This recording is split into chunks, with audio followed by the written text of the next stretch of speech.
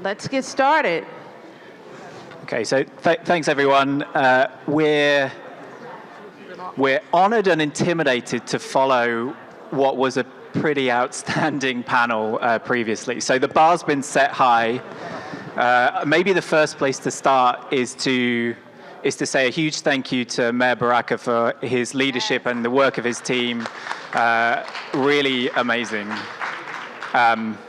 Shout out also for very strong sneaker game from Mayor Baraka. A thank you also to Regina and to Marcus for all the work of their teams putting on what is really a fantastic event here today. A huge thank you from Choose New Jersey, the organization I represent, for being invited to play some small part in it. Really, it's an amazing group of people here in the room. So I represent an organization called Choose New Jersey, and we're the state's leading nonprofit focused on economic development and bringing investment to the state. And you'll gather from my accent that I'm not born and raised in Newark. So hopefully what that means is I bring an impartial perspective. And as someone who's lived in a lot of different states, a few different countries, I can tell you there is something going on in Newark. That's right. Something really special going on in Newark.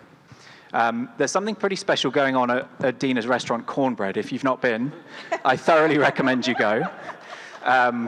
But there is really something very special going on in the city of Newark. And I think what we've heard from panels earlier today are some of the people that make that possible, what the city's doing to make it possible. And what I hope this panel here will be able to illustrate is what some of the other institutions, either at the state or in the city, do to create the ecosystem that makes New York what it is. And so with that in mind, I think we'll start it the same way we have with others. We'll let others do the introductions. Let's start with Ty at the end and work back. Sure. So Ty Cooper, proud Newark resident. My daddy loves Newark. My mama loves Newark, so I'm gonna always love this great city. Ty Cooper, Chief Community Development Officer for the New Jersey Economic Development Authority. We are the economic engine for the state. So when you think about the large-scale developments that happen, EDA always has a role in that. Our recent pivot, and the most important pivot we've had, has been really to focus on inclusive and equitable economic development, and we'll get into why that's important when it comes to real estate, but also why that's important when it comes to supporting small businesses. Good afternoon. Angela Garrettson. I am the Chief Government and Community Relations Officer out of the Office of President. We got to hear from our president earlier from NJIT. I'm very excited to be here to talk a little bit about how and why, as a state polytechnic or STEM institution, why we need to be here with you, that it is true collaboration. So I look forward to the conversation today, but also to show how we truly want to be a partner and a collaborator. Thank you. Hi, I'm Nancy Canner. I'm the Chancellor of Rutgers University, Newark. I'm also the co-chair of the Newark Anchor Collaborative with Shanae Harris from Prudential. And that is something the mayor referred to earlier. We'll talk about it in more detail. It's part of the Newark Alliance, and it's here really to connect businesses with anchor institutions and make a difference in the city of Newark.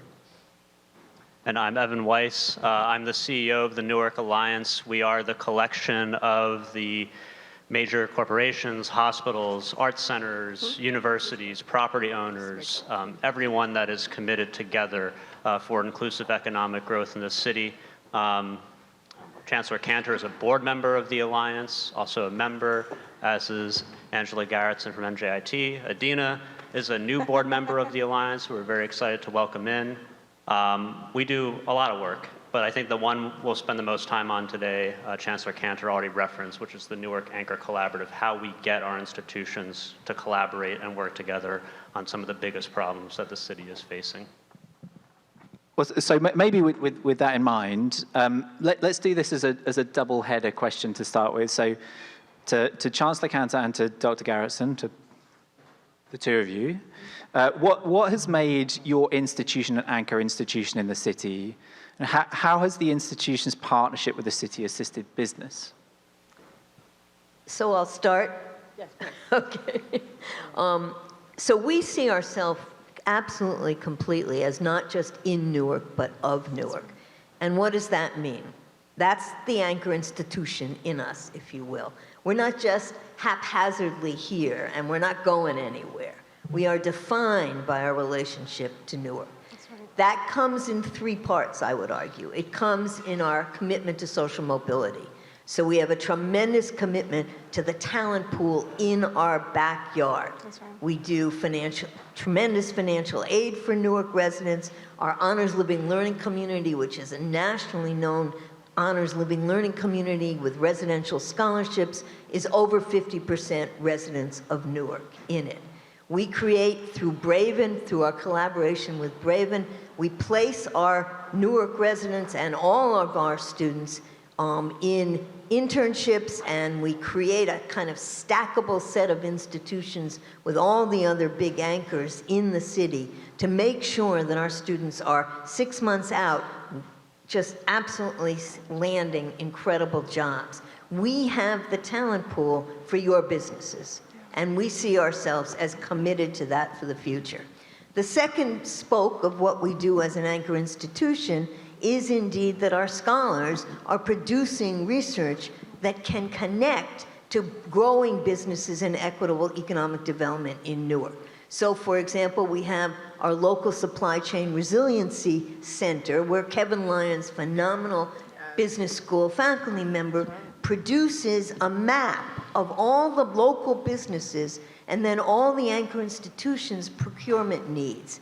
And he matches up local businesses with anchor procurement needs in order to fill in the gaps, recruit new businesses like yours, but also to connect the procurement of big anchors directly to Newark local businesses. And then the third piece, as both Evan and I referred to, is that we collaborate.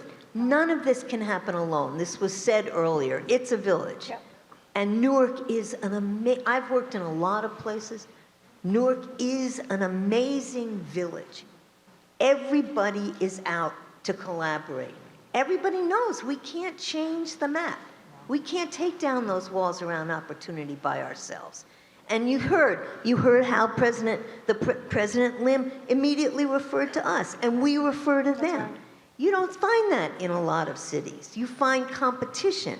In this city, you find collaboration.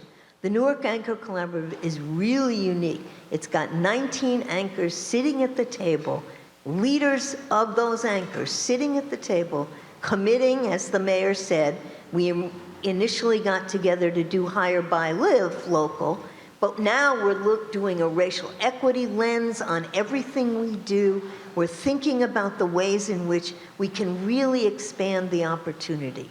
Everything from education to producing jobs to connecting to local businesses.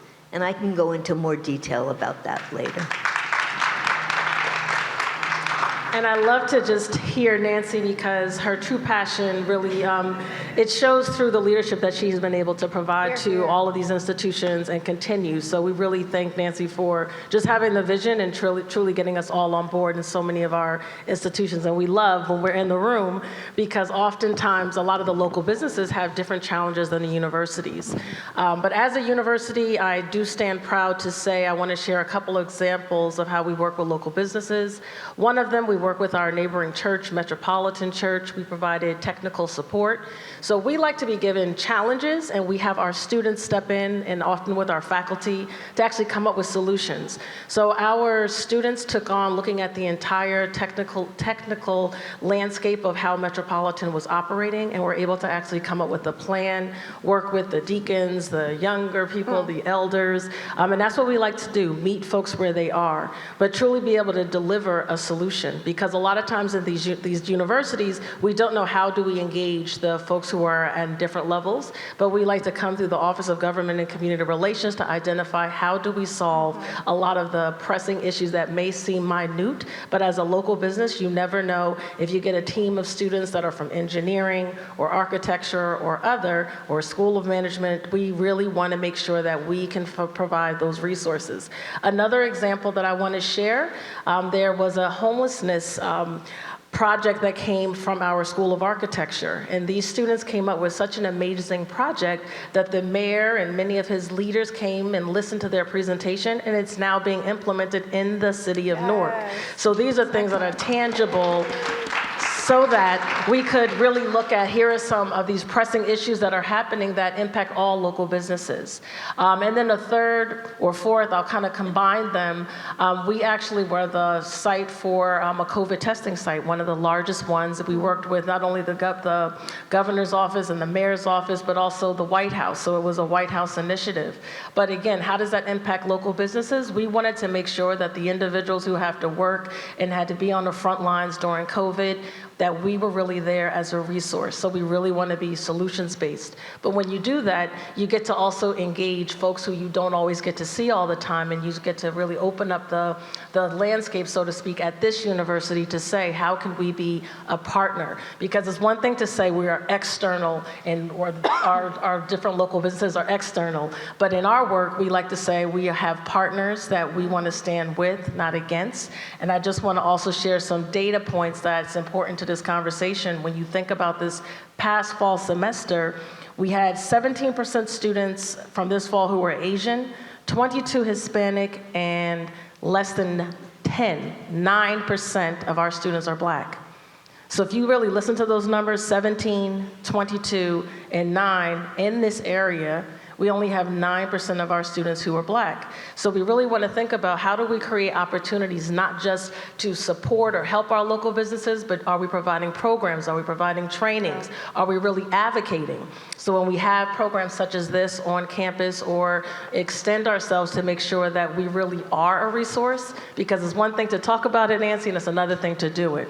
But we are here to be a partner, a collaborator, and make sure that this is not just the first time you hear about an NJIT and a Rutgers, but know that we are here to collaborate as a college town, and that we have the technical to almost any other resource that you might need, policy as well. So those are some of the things of how we have been an anchor with the work of some of our local community colleges and also our four-year.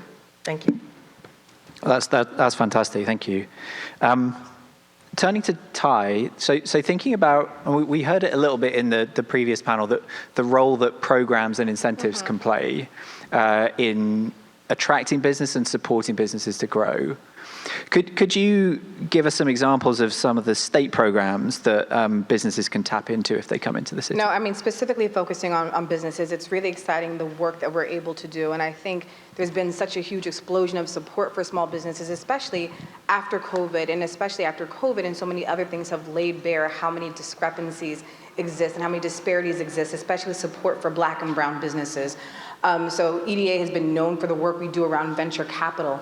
The state put in $20 million for a Black and Latino seed fund, where we are funding 3 VCs that are BIPOC owned and operated, who will now be feeding into other early startups. So to be one of the only states in the nation that unequivocally says we have a fund specifically geared towards Black and Latino startups is a huge deal. So that's the first one. The second one is another fund that we got from SSBCI funding. It's our SETI fund, and it's the same thing. Another $20 million that's going towards early stage startups for Black and brown and diversely owned startup entities. So this is huge. So in the state of New Jersey, $40 million of venture capital dollars are going towards diversely owned startups. You can give that a round of applause because it's kind of amazing. But also, we understand where government has to intervene, where natural dollars are not flowing to Black and brown startups or founders. So that's one of the first programs. We also have a bunch of grant programs in the state, and I'll just say this, over the past couple of years through our Main Street ERA program, we were able to approve over $127 million in grants and award those to over 7,000 small businesses. 34% of those, you can clap for that. 34% of that funding went to MWBEs. And earlier, John Harmon mentioned the Business Bonding Readiness Program. EDA is proud to support and fund that program at $500,000 annually for both the Hispanic Chamber and the African American Chamber. So the partnerships that we have are incredibly important. And I will tell you, both John and Carlos hold our feet to the fire and really say, don't just talk about it, put your money where your mouth is. And that's something that EDA has truly done, especially under the leadership of Governor Murphy. Some of the other programs we have, and I think it's important to talk about grants, is because it's one thing to take out a loan where you're gonna have to have collateral and it becomes so overwhelming. But to have grants, I think if you're a small business, and I'm gonna make sure I pass this stuff out, that can be a game changer. One of the biggest grants we have that if you are looking for space and you are looking for space in Newark is our grant lease program. If you are signing a 5-year lease, if you are expanding the footprint of your business, we will pay, and this is a grant, up to 20% of your lease for the first 2 years. So that's 40% ultimately that we are going to be paying towards your lease costs. And there's no cap on how expensive the leases are. So if you have a business here or you're looking to have a business in Newark, this is a program that needs to get more play, that needs to get more press. But again, we're literally granting businesses money to go towards the cost to help offset their payments for their lease. This is a huge, huge deal. The second program we have is a small business improvement grant where we're paying up to $50,000 to reimburse for any cost. So if you are new to the city of Newark and you have reimbursement for furniture or fixtures, guess what EDA is doing? You have to apply for it, but we're literally providing up to $50,000 as a grant to reimburse you. So if you paid for it already and you got your receipts, like that is what we are reimbursing, because we realize, especially coming out of COVID, but especially investing in a city like Newark, that there are so many resources that it costs money, time, and effort. And so we're offering grants, which I think are going to be a game changer. The last program we have that's also a grant is e-commerce. If you are a retailer, a restaurant, or personal care, which means if you do nails, if you have a barber shop, or if you have a restaurant, then we're doing a whole e-commerce program. That means everything from setting up your website to making sure any online e-portals that you need to set up, because people are shopping a lot more online now. We are literally covering the cost. There is still funding that is available for all 3 of these programs, and I mention that because we want to be oversubscribed for all the programs we have, because we're investing so heavily in our small businesses, but especially in Newark, where it makes so much sense, because you've got a Newark Alliance, you've got the Anchor Collaborative with Nancy, and you've got NJIT right here. So again, these are really important initiatives. The last 2 I'll mention is our art program, where we put behind the cities of Newark and Atlantic City $10 million to really highlight work around the arts for the activation of public spaces and also real estate programs. The program was $10 million. When I talk about the importance of oversubscription, because it forces the government to give more money, we had $10 million. We had $54 million in requests, which means there are real estate developers and artists that are looking to develop right in this great city of Newark. And so for us, it's a great partnership and also a great opportunity to highlight these programs. The last 2 programs I'll mention, one is cannabis. We closed out our first, I don't know if anybody's interested in cannabis here, I gotta watch my mouth, but it's legal in the state of New Jersey. The governor has been very supportive of it. Initially, we had a $10 million allocation. He's doubled that to $20 million. We finished our first round and we're able to award 48 participants were able to get $12 million, which is $250,000 per awardee to help start their cannabis businesses. And again, we had businesses that were located all throughout Essex County, but also in the great city of Newark, New Jersey. We're going to do a second program for cannabis businesses focused specifically on seed equity. That means for those that have been incarcerated, imprisoned, or have charges for cannabis, we are doing a program specifically to help them get their cannabis businesses started up. There was a war on drugs. We're trying to remove those barriers. A lot of times barriers are money and financial resources. And so our second program is going to be $150,000 to really help you start up your cannabis business. And again, this is for those that have been deemed social equity by CRC, but we are putting a special emphasis on all of the funding for this program. So that means all $8 million for this program are specifically going towards social equity candidates. And so the war on drug, we get that it happened. How do we course correct? This is how, by putting money in the hands of those that have been harmed the most. And so we're excited about that program. And the last one I'll have, and I talk fast and I get excited, but we are in the process of also starting, and it's going to be called the Senator Ron Rice Emerging Developers Fund. We are incredibly excited about having a fund in the name of our late, great honorable senator who did so much to advocate on behalf of BIPOC developers. So this is a fund that still is going through our board, but the impetus behind this fund is to ensure that whatever barriers developers, especially BIPOC or emerging developers, face when they're entering a space, like if you're in a D&E, you already know about your 9%, your 4%, you get it, you can apply for Aspire. But for those that are seeking like just an entry point into that space, you can't even get your architectural or engineering stuff done, we're offering grants, substantial grants for that. So that's going to be coming out, we're hoping, in November or December. But again, as a state entity, it is our responsibility to truly be a public servant. We are here to serve the public. That is our role and that is our responsibility. So happy to be here. So what I really love about that, Ty, is that it looks at business ownership as a mode to building wealth, and particularly the work in the venture space. That's how wealth, or one way in which wealth is built. Exactly. So the flip side of the ambition and the enthusiasm is the range of programs that can be sometimes quite complicated to navigate. What's your advice on where people should go for information to make sure they're sort of getting access to the right program for their business? I have 1,000 flyers that I brought with me today, so I'm going to make sure I leave them on every single table. So if you're a business owner and you're still here, there's flyers that we have, and they're fancy because they have QR codes. I am not that technological person, but our office is. But it literally has a QR code that can link you to all of our programs. We also have business@nj.gov, that if you are starting a business or you want to start a new business, it literally walks you through the process of how to get your tax clearance, your business registration.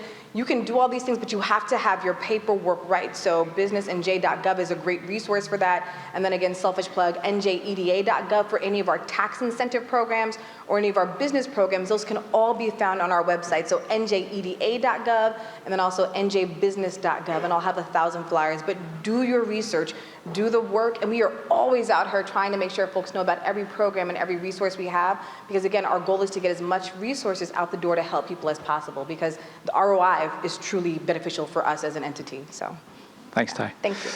So Evan, we've heard from higher ed, we've heard from the state government.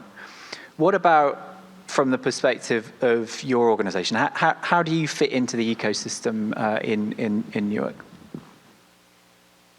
I'll explain that, and it'll take a second, but I just wanted to make sure to emphasize something Ty brought up to this room, which all those great programs that she referenced are 3 or 4 years old. Yeah. They did not exist before. And that's great, but here's like the part I want people to pay attention to. They could go poof very quickly. They require appropriations from the state government to actually happen. And I know a lot of you in this room have been advocates for them in similar programs, but that can't end. That's right. It can't end, because there's never been anything, like the EDA has never done anything like this before. The EDA has existed since the 1970s, I think. The scale of this is unprecedented. And so you hear later some of the stuff Invest Newark, Marcus is going to talk about, kind of from the same mindset, grants, not loans, ways of really building equity, but that could go away. Right. And I think it's just so critical that we continue to show the importance of that, and it just can't end. And it's the same with what we do, and I think because of Chancellor Cantor's leadership, Mayor Baraka's leadership, again, there wasn't a Newark Anchor Collaborative lying around that, got started. It was very conscious. We set goals. We made an effort to do this, and it takes continued effort. It takes staff time. It takes consulting expertise. We have a great national consultant, Marga Inc., that works with us. So I think the main message beyond the specifics is just it's not accidental. It takes intentionality. It takes leadership from our institutions to make a point of this. And so I think, to put it like very simply, I guess, it's that Newark is so different than many other cities in that everything you need is right here. The demand is here, the businesses are here, the residents, the workers, everyone is here. It's just a matter of kind of playing, the switchboard operator, or just making sure that they all are connected and that they're aggregated. So some of the anchors are large enough in themselves to make a small business's contract, like that's all they need, but that's just not going to happen all the time. What I think is most exciting about things like the collaborative is just if a bunch of people, to take an often talked about example, if they need socks, it maybe needs socks at 1 hospital, 2 hospitals, et cetera. Maybe the one is not enough. But if the Alliance and Hire by Live and the collaborative and the city can say, okay, let's line up 3 different institutions to do this instead of just 1, we can really build something. So I think the biggest danger to our work is fracturing. It's just not having people in alignment where we know we can generate enough demand for your businesses if maybe you have more than one customer. So that's the hope of the alliance, is that you can come to us, you can come to Invest Newark, NRBP. We will help you build a market. We'll help you get through, if there's a random permit or just some of that other kind of stuff, you need help with an EDA application, we'll be there too. But I think our hope is that we trust you. We trust you're going to deliver the business that people are looking for. But it's our job to give you the customers, and to give you the customers at a scale that you might not get in other cities because of the culture of collaboration. And I think the last thing I'll say, and again, a major shout out to Chancellor Cantor and to Prudential and to Audible, it's not possible to come here as a business and not abide by that culture, because I think of that example that's been set by universities, by an institution that's been here 150 years in Prudential, with Audible that's been here for 10, and others, to say, you have to do this if you want to be in the Newark community. You need to be part of this culture of collaboration and understanding what the city has to offer, not coming in and leaving and commuting, et cetera, but being here. Yeah. Thanks, Evan. So, Chancellor Cantor, what advice would you give businesses coming to the city to help accelerate their growth? So the first thing I want to say, again, is building on this notion of we are all here to collaborate. That's right. And we have a lot of resources to collaborate over. So, for example, Rutgers Newark has an amazing Center for Urban Entrepreneurship and Economic Development, CUED. Look it up. CUED does capacity building. It has an entrepreneurship's pioneer initiative. It has a Black and Latino tech angel fund. It does a lot of consulting, a lot of capacity building. Take advantage of that. That's the first thing I would say. The second thing I would say is understand the power of some of the programs we're talking about. So one of the things that I love about the notion of procurement is that when we give small businesses, we collectively, and I mean the Newark Anchor Collaborative, the 19 different anchors, when we give long-term contracts, you then hire locally. That's right. So you can build your local talent pool, and we are creating that local talent pool. So not only do you have stability to hire, but you have the people in the talent pool coming along the pathway, and you know how to connect to that because we're there to connect. The other thing we have is, and Angela talked about some of this, we have tremendous consulting services. So Kevin Lyons, when the mayor mentioned how Mars came in, Kevin Lyons brought his supply chain students to do an alternative sustainable packaging model for Mars. Mars could have gone anywhere to get it, right? But they can get it right here. And for free, I would like to point out. We'll change that. But the other thing I would say is to really think about the various niches that there are in Newark. So somebody mentioned, I think Angela, somebody mentioned the arts. We do a huge amount of arts entrepreneurship at Rutgers Newark and in Newark. Newark is a city of the arts. And the arts is a broad spectrum, right? We have residencies, we have capacity building. So Q did a whole arts entrepreneurship capacity building program. Think about the ways, you can think about that as marketing. You can think about a variety of different forms of what it means. Bring the Caribbean here, right? Bring the market here, right? That's the arts, I'm telling you. And our people are there to collaborate on that. So, you know, I always think that the worst thing about the business moniker is that people think competition before they think collaboration. And the same thing is definitely true of higher education.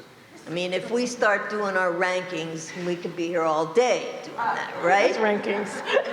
All day, believe me. I am so bloody sick of that after millions of years in higher ed. But the point is not about competition. And I would say, and I've been in many cities trying to do anchor work, the amazing thing right now with Mayor Baraka's leadership in Newark is that this is a place of Collaboration. a place of collaboration, right? It's hard to even say the darn word, right?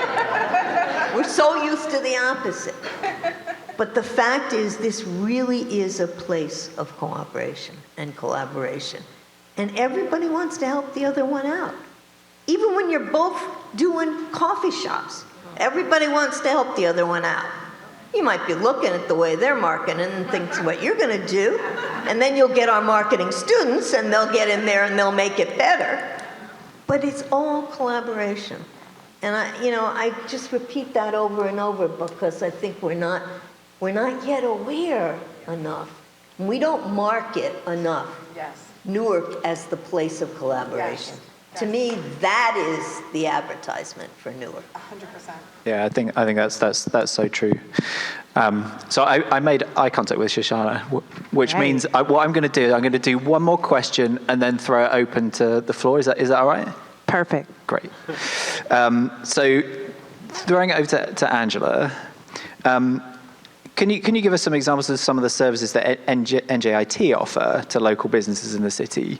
Absolutely, thank you. So one of the things that I thought about, especially for the local businesses here, you never realize how many small businesses are located right here on the NJIT campus. So we have Marjorie Perry's office, who is NZM Construction, which is one of the largest construction Black-owned businesses. It started right here on NJIT's campus. Randall Pinkett, we all know, the guy who worked for that other guy that will remain nameless. His office right here in NJIT's campus.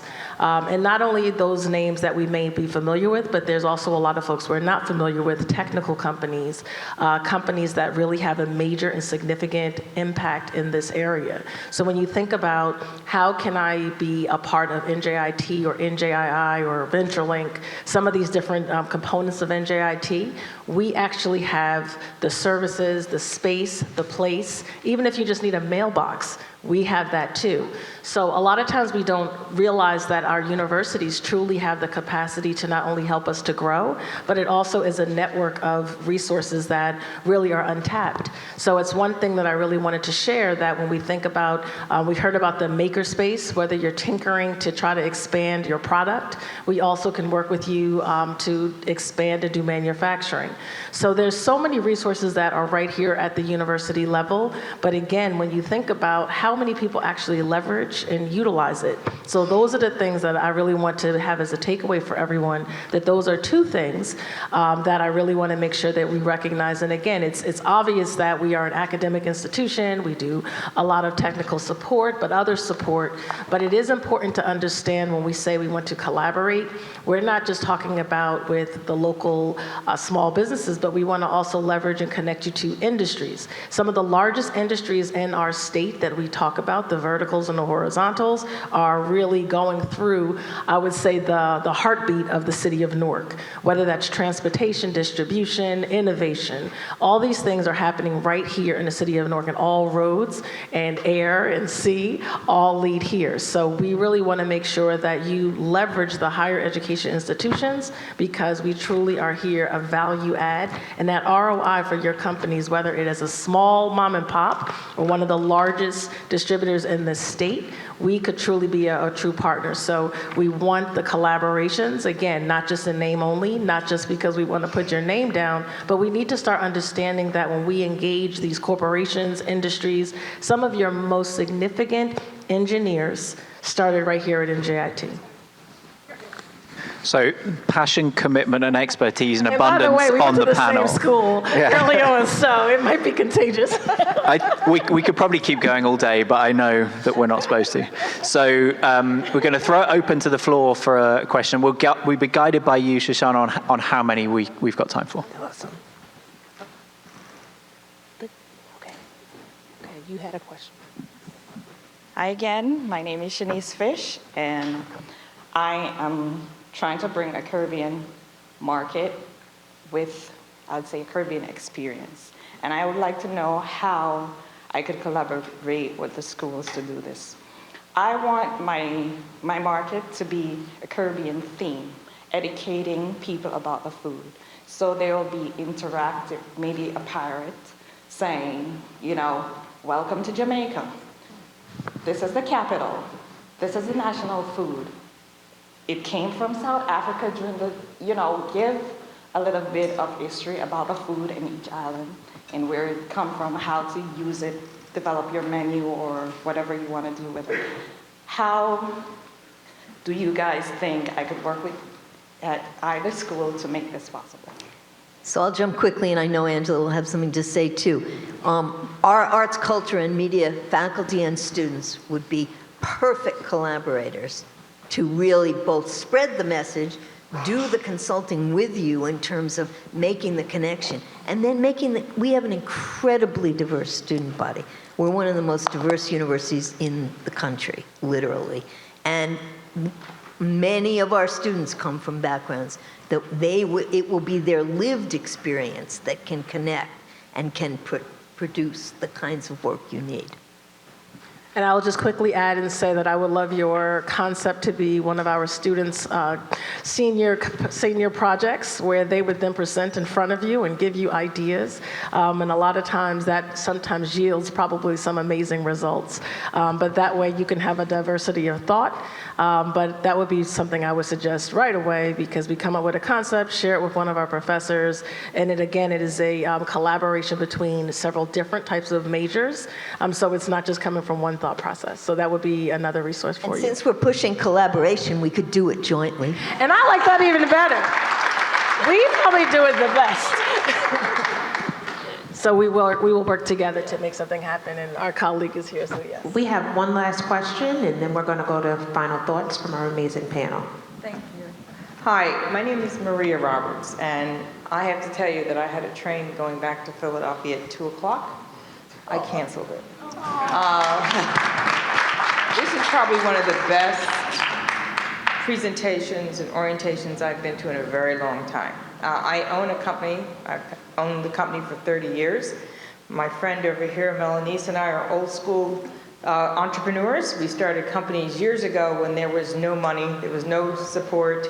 You know, you just sort of had an idea. You sat in your living room with your colleagues and friends and said, I'm going to start my own company, right? Well, I'm listening to this, and I know Melanie and I will probably agree with me. If we had this 30 years ago, girl, where would we be? So that's why and so wait a minute. So the thing is, I came here because Regina, who is our president of the Philadelphia Chamber, asked our executive board to come, and of course, we said this must be an important opportunity, otherwise we wouldn't come. Well, she was on the money, absolutely on the money. I want to open one of my offices here. And I will tell you, you know, I have an office up in upstate New York. I have one in Texas. And the opportunity of opening an office here would be amazing. I just came back from Eastern Europe, where I spent a month working with tech companies that I thought were amazing. After talking to Dr. Cantor and telling me about some of the opportunities they have here, I'd love to figure out how we can work together in internships and opportunities here. So, I don't want anything except to move here, open an office here. So I'm excited, and I think you're absolutely right. I think Newark is the best kept secret that should be blasted all over the place. So that's all I have to say. Congratulations to Newark, and I'm looking forward to being part of your business community. Yay! Thank you. All right. I heard some great things. This was the best program ever. And all roads lead to Newark. So let's take it from our panel. Give us some final thoughts. Should we start with Ty? So two things. Just want to shout out Shoshana, who does such a phenomenal job, really and truly, and it's such the life force behind so much of what happens in this great city. Policies do make their way into practice and into reality, so shout out to Shoshana all day, every day.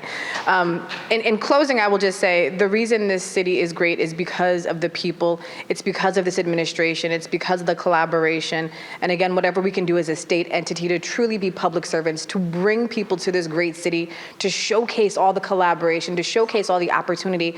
That's what our job is, that's why we are here. So glad to always be here, glad to always support this great administration, the council president, and everybody else that's here, so very glad. I second that. But I also just want to end where I began, which is, again, 9% of our students, 9 to 10% of NJIT students are Black.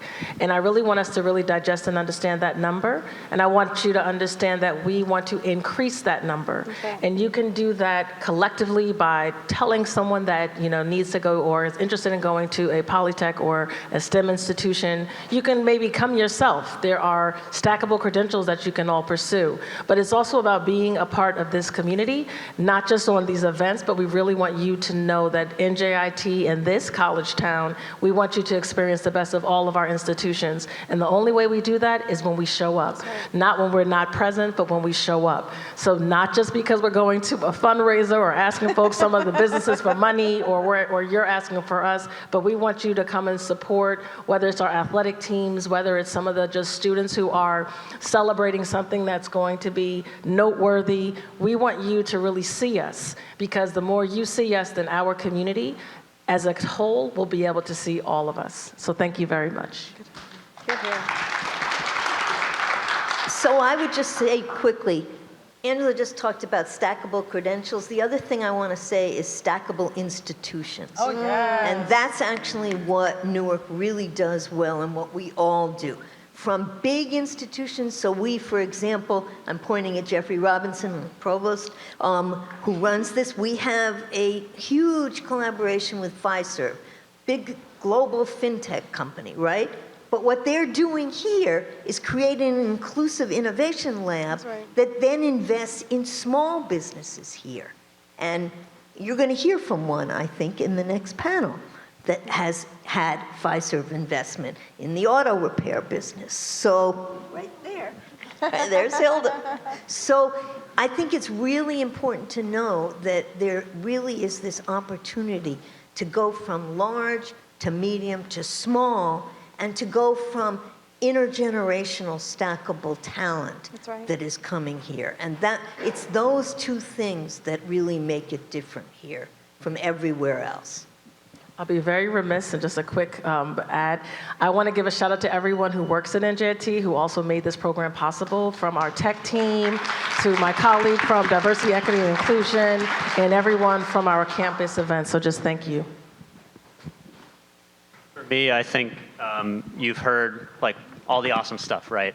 But we are still going to get things wrong. And I think the last thing I would say that I hope sets us apart is that please tell us if we're getting it wrong, and we'll listen. Some of these programs are too complicated, like you won't actually be able to use them, or it's going to take 6 months, or when you win, then the money is going to come. There's all these problems, right?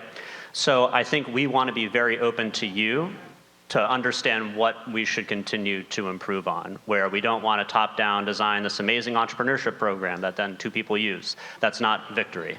So, but we want 1 million people. So I think that's the hope, right, of just to keep the collaboration going from both ends, and don't be afraid to tell us this needs tweaking, this needs some work, based on your actual lived experience. So appreciate you taking all this time to be here today and to help us just as much as we can tell you about the stuff we're doing. Thank you. And then I think I'd just end, so I didn't give a shout out to Ashleah, who's from the Choose New Jersey team. If you want to find out more about what we do and how we can help, Ashleah is in the room. And maybe I'll just end where I started, which is just simply to say there really is something going on in Newark. There really is. A big thank you to all of the panel, really fantastic insights. So thank you, all of you. Thank you.